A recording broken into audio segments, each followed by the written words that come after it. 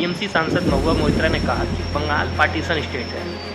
यह इंडस्ट्रीज और manufacturing hub ना कभी था और ना कभी बन सकता है। बंगाल जो इंडिया का इंडस्ट्रियल कैपिटल हुआ करता था, और क्या कहा पार्टीशन स्टेट। जब देश आज़ाद हुआ तो पूरे देश का 27% इंडस्ट्रीज अकेले बंगाल में था, यानी कि हर चौथी कंपनी बंगाल में।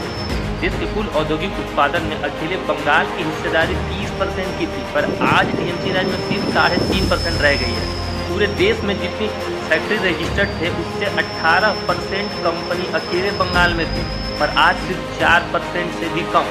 और विदेशी निवेश तो बिल्कुल शून्य हो चुका है, जहां विदेशी 35% से भी ज़्यादा अकेले महाराष्ट्र में निवेश कर रहे हैं, और टीएमसी राज्य में बंगाल में 1% से भी कम।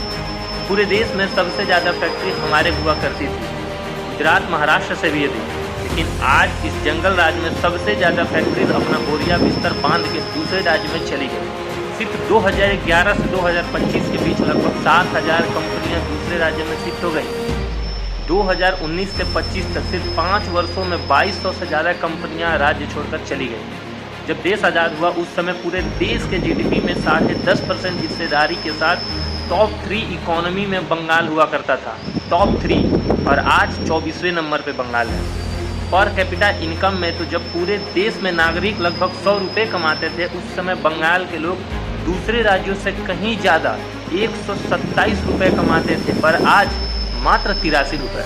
टीएमसी ने इस स्टेट को युवाओं के लिए नर्क बना दिया, जो कभी इंडिया का इंडस्ट्रियल कैपिटल हुआ करता था।